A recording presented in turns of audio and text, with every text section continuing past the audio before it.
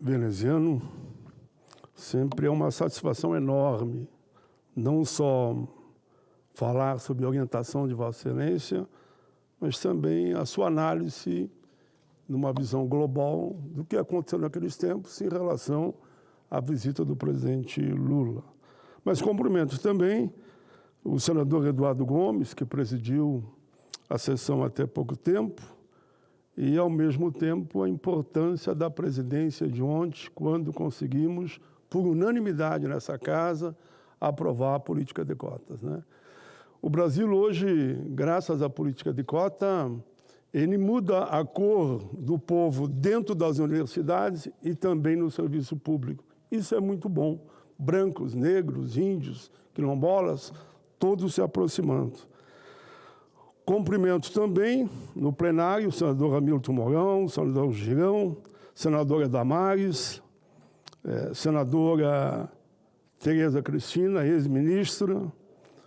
E, a partir daí, presidente, eu passo a falar de um tema que todos sabem, que eu dediquei grande parte da minha vida, que é a nossa Previdência.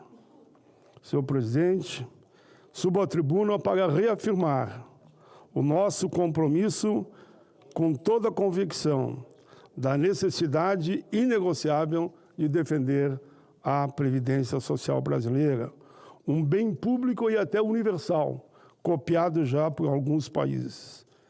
Essa não é uma pauta nova, pelo contrário, é uma luta histórica que atravessa gerações, sempre com o mesmo objetivo: garantir que nenhum trabalhador fique desamparado na velhice ou em momentos de mais dificuldades.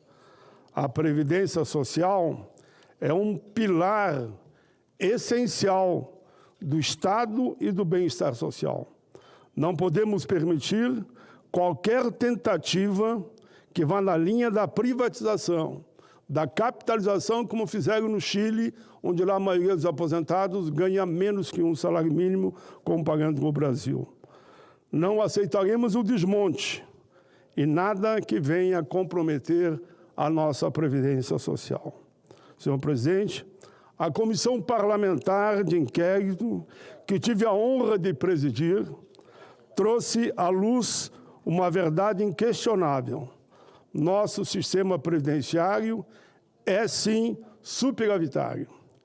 Ele não é o problema, mas sim a solução para milhões de brasileiros que dependem de seus benefícios para viver e envelhecer com dignidade. A Previdência Social não é um privilégio. Aqueles que desfrutam da sua aposentadoria contribuíram ao longo das suas vidas. É um direito conquistado com suor, diria até com lágrimas, um esforço de todos os trabalhadores do campo e da cidade. São décadas de luta para garantir um sistema que proteja aqueles que mais precisam. E é justamente por isso que precisamos estar atentos às movimentações que visam, no fundo, também fragilizar esse direito em nome de interesses obscuros. Os números falam por si. O sistema previdenciário brasileiro beneficia milhões e milhões de pessoas. É uma das principais ferramentas de combate à pobreza. Dados demonstram que, sem os benefícios previdenciários e assistenciais, 42% da população brasileira estaria abaixo da linha da pobreza. Graças à Previdência, nossa aqui no Brasil, que é exemplo, 42% da população brasileira estaria abaixo da linha da pobreza. Graças à nossa Previdência, não estão nessa situação. Senhor presidente, isso significa 30,5 milhões de pessoas que, graças à nossa Previdência, não estão no estado de miséria absoluta.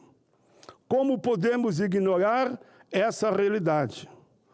Como podemos, de forma irresponsável, cogitar um outro modelo que colocaria esses brasileiros à margem da sociedade?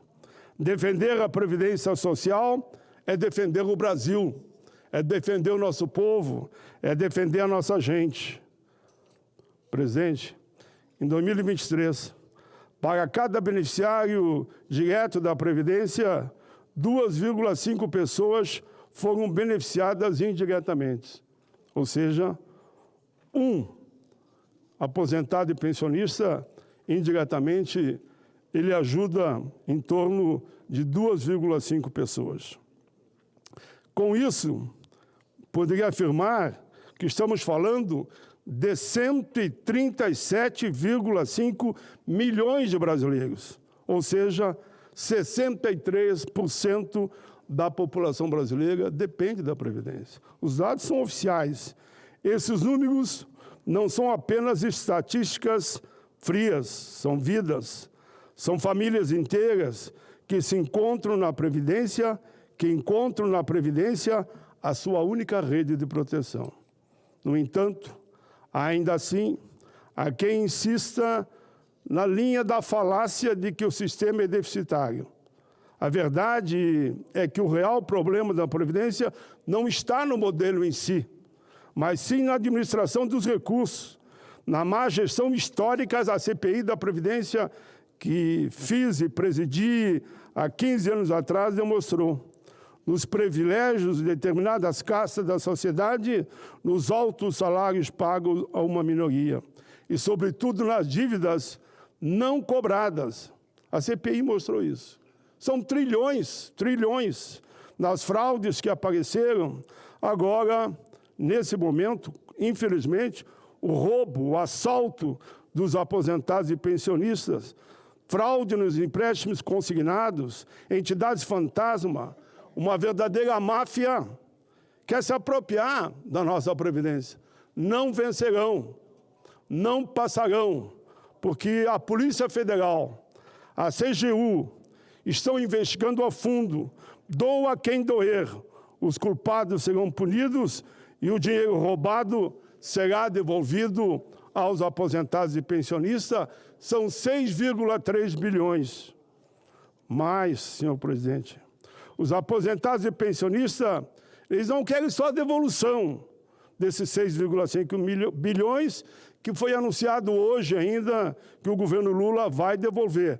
Claro, primeiro fazendo que os ladrões, os que roubaram, devolvam, oxalá fosse em dobro, como tem o projeto de minha editoria, tudo aquilo que se apropriaram indevidamente.